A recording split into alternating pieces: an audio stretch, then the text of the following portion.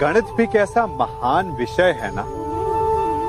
ऋण और ऋण मिल जाए तो धन बन जाते, परंतु अंक गणित और जीवन के गणित में बड़ा अंतर है। बुरे से बुरा मिल जाए तो कभी अच्छा सिद्ध नहीं हो सकता। यदि दो बुरे संधि कर तो वो अधिक भयंकर सिद्ध होते हैं।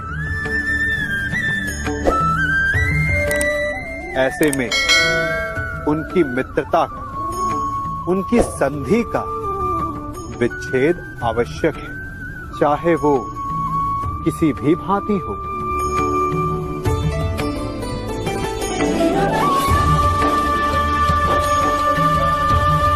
यदि खूंटा धरती में फंस जाए तो सदा खूंटे पर प्रहार नहीं करते, कभी कभी धरती को भी खोदना पड़ता है। इसीलिए श्रेष्ठ यही है कि संधि करने से पूर्व विचार कर लिया जाए। यदि परिणाम भयंकर दिखे तो उससे उसका विच्छेद कर दिया जाए। संगति या साथ, मित्र और साथी मनुष्य के व्यक्तित्व के लिए सबसे महत्वपूर्ण होते हैं। अब आप कहेंगे ये कैसे? मनुष्य अवश्य अपने व्यक्तित्व के लिए उत्तरदायी होता है, परंतु मनुष्य संगति में ना चाहते हुए भी उसका व्यक्तित्व संगत की भांति हो जाता है। इन पात्रों को देख रहे हैं, मध्य में जल रखा है, इसमें दूध है और इसमें मलिन कीचड़ रखा है। यदि मैं इस जल को इस दूध में मिलाता हूं तो ये जल दूध बन जाता है, और यदि इसी जल को इस मलिन कीचड़ में मिलाता हूं तो क्या हुआ? ये जल कीचड़ बन गया। ऐसी कोई युक्ति नहीं कि जल बिना घुले मिले दूध या कीचड़ में अपना अस्तित्व बनाए रखे या उनसे अलग रहे। और ठीक ऐसा ही मनुष्य के जीवन में भी होता है।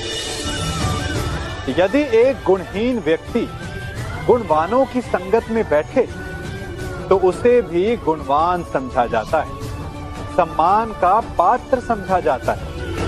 और यदि एक गुणवान व्यक्ति गुणहीनों की संगत में बैठे तो उसे भी तिरस्कार मिलता है। इसलिए अपने जीवन में सदैव संगति सोच समझकर सावधानी से चुनिएगा। हमने एक बात अपने माता पिता, अपने बड़ों से, अपने बुजुर्गों से सुनी ही होगी कि संगति का प्रभाव मनुष्य पर पड़ता ही है। यदि वर्षा की एक बूंद सीप के मुख में जाए तो वो मोती बन जाती है, और यदि वही वर्षा की एक बूंद सर्प के मुख में जाए तो विष। तो क्या यही सत्य है? नहीं। आपने कभी चंदन के वृक्ष को देखा है? उस पर सर्प विचरण करते हैं, विषधर उससे लिपटे रहते हैं, परंतु फिर भी चंदन का वृक्ष विषैला नहीं होता। वो तब भी सुगंध देता है और पवित्र माना जाता है।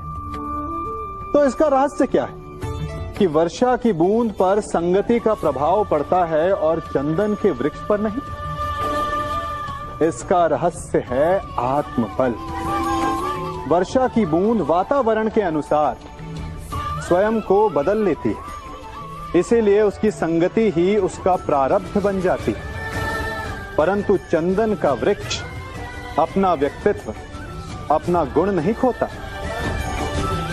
इसीलिए यदि आप में आत्मबल हो, आपका मन दृढ़ हो, तो बुरी से बुरी कुसंगति भी आपका कुछ नहीं बिगाड़ सकती। आप इस जलती हुई अग्नि को देख रहे हैं, इसमें जलते हुए अंगारों को देख सकते हैं।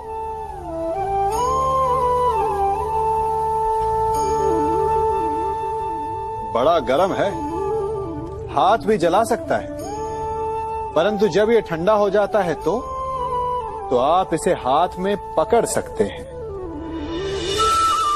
परंतु देखिए, ठंडा होने के पश्चात भी इसने हाथ काला कर ही दिया। यही गति दुर्जनों की भी होती। आप भले ही उनके साथ जलकर नष्ट नहीं हुए, परंतु आप भी अपयश के भागी अवश्य बनते हैं, क्योंकि बुरे व्यक्ति का साथ कभी भी लाभदायक सिद्ध नहीं हो सकता। इसलिए श्रेयस्कर यही है कि दुर्जनों से हम दूर रहें। इन भिन्न भिन्न प्रकार के पात्रों को देख रहे हैं आप?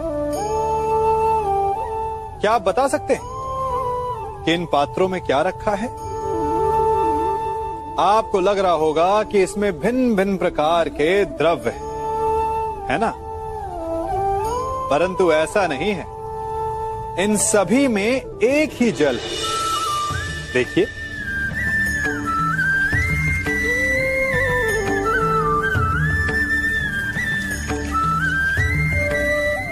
परंतु ये भिन्न भिन्न लगते हैं, क्योंकि जिसमें ये जल रखा है उसके रंग को परिभाषित करता है। अब यूं समझिए कि इस पात्र में रखा जल हम हैं, और ये पात्र वो संगति है जिसमें हम रहते हैं। हमारी संगति के गुण धर्म हमें, हमारे व्यक्तित्व को, हमारे संप्रेषण को बहुत प्रभावित करते हैं। इसलिए अपनी संगति पर जिनके साथ रह रहे हैं उन्हें चुनने में सावधानी बरतें, क्योंकि जल को अपना पात्र चुनने का अधिकार नहीं है, किंतु हमें अपनी संगति चुनने का अधिकार अवश्य है। स्वर्ण सज्जन पुरुष और परोपकारी मनुष्यों की गति एक समान होती है। यदि स्वर्ण टूट जाए तो उसे गर्म करो, ताप दो, पिघल कर वो फिर से जुड़ जाता है।